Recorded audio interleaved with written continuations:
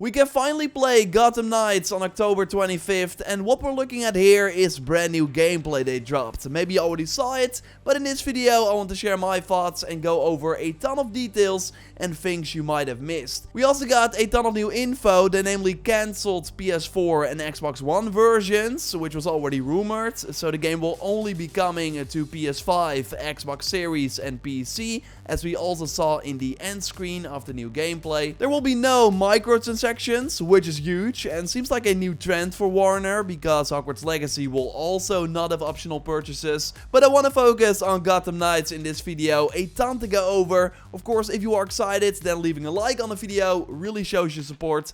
And let's go. Before we go in depth on the new gameplay, just a quick heads up, you can now namely pre-order the game at digital storefronts. We got the standard edition, which includes the 233 custom bed cycle skin if you pre-order, and is the vehicle's first appearance in the DC Detective comics. And the bed cycle is, by the way, something every character can use in the game to travel through Gotham City. The deluxe edition includes the Nightwatch outfits by Jim Lee for every character. I especially love the Batgirl outfit, and yes, it says transmog, so it seems that we can dress up the way we want without impacting our stats. We already saw some outfits for Nightwing and Red Hood in the trailer. With the higher the rarity, the more mods you can seemingly apply, and we can also customize the color. There are also 3 exclusive suit colorways in the deluxe edition, but the true star of this edition, yeah, you see it right here, are these beyond suit style outfits. I think they look wild on every character. So really curious if these outfits are exclusive to the deluxe edition or just early unlocks as we saw in Spider-Man.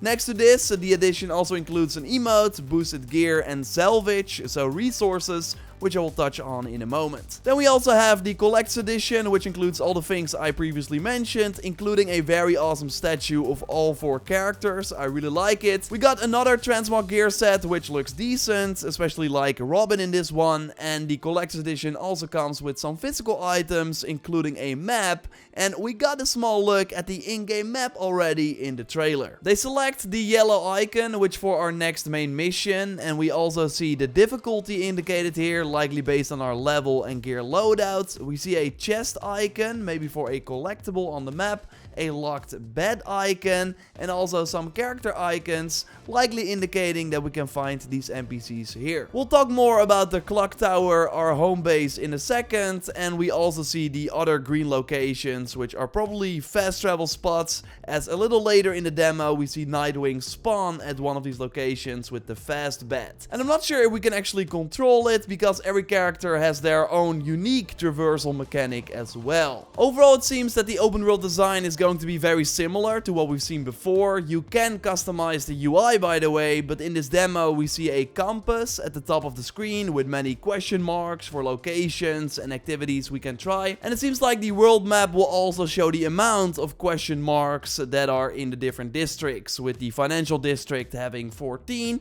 while Gotham Heights has 15. At the start of the gameplay trailer, we see one of these locations in action as Nightwing travels there with his own unique glider, the flying trapeze. So one thing the question mark can be is a crime where you have to stop a gang from hacking a computer. And overall, I'm really getting Marvel Spider-Man vibes from this, as there should also be optional objectives during these crimes that we did not see in the game yet. But yeah, waves of enemies are coming and you have to take them out to complete the crime. I'm not immediately sold on the Nightwing gameplay yet. In this example, it kind of looks floaty and the impact seems to be missing sometimes as well, although I do like his grab and throw ability, and in the gameplay a little later against the members of the Court of Owls, it already looks a bit better. Here we also see special elemental abilities to, for example, freeze an enemy in place for a few seconds, and just the whole switching between targets works pretty great here, and we of course get to see one of the cool finishers. And in the very first gameplay trailer we also saw that you can combine these with a friend, and we see that here again.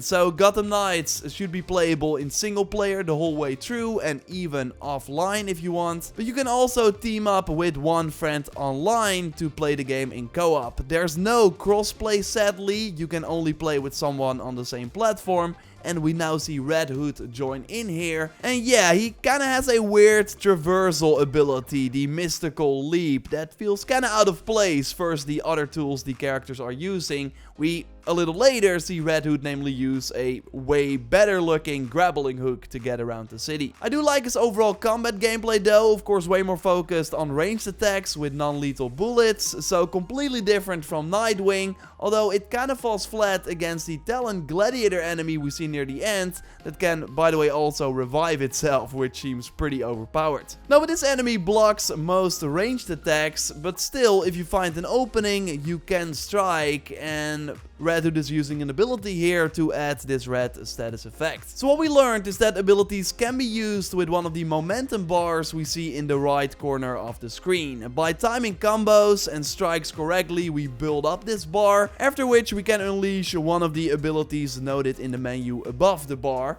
Not sure if the colors mean like rarity or upgrade level, your theories are of course more than welcome in the comments down below. But what is interesting is that if you pay attention you also see that there are special attacks that are not linked to this ability window and do not consume any momentum. For Red Hood, the ability to attach a bomb to an enemy and then throw that target away to detonate the bomb later seems really powerful, but again it doesn't cost any momentum, so we might be able to spam this. And overall, unlocking abilities seems pretty straightforward. By getting XP from, for example, a crime, we can level up and then we get 1 ability point, because as we see here we have 9 ability points while being level 9.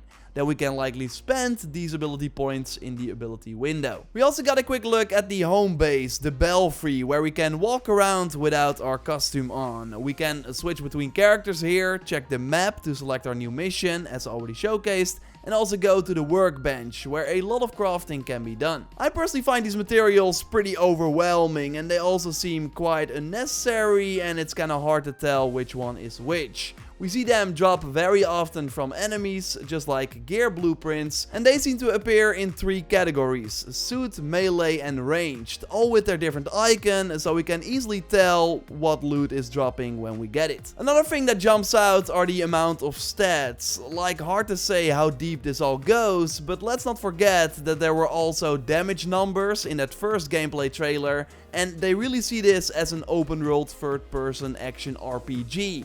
So high chance that the idea is that we also make builds with high level gear. I also noticed the debuffs above our health after attacks from enemies, which of course also common in RPGs, and this next to the D-pad menu where we can select the AR vision, more on that in a moment. This likely for emotes. We can summon our bat vehicle with this one, but not indoor, or we can quickly use our health packs, which we also see in the workbench menu, and yes, we can also carry smoke bombs, likely to return into stealth. We of course also saw a bit of sneaking around, which honestly looked really good. I'm not sure if it will rival the Arkham games, but seeing Nightwing pull off the silent takedown was very satisfying. Now you can also do a quicker ambush strike, but those will obviously make more noise. Augmented reality vision is a thing in the game to scan the environment for clues, something we of course also see in many games nowadays. Like, I'm not expecting Gotham Knights to reinvent the wheel, but you do notice a bit that this game has been in development for a while, with COVID of course not helping things either. We still got more than 5 months until October 25th, so I really hope they can polish it up. There's of course no need to pre-order now if you're still on the fence. Like, we will see the game many times in the coming months, with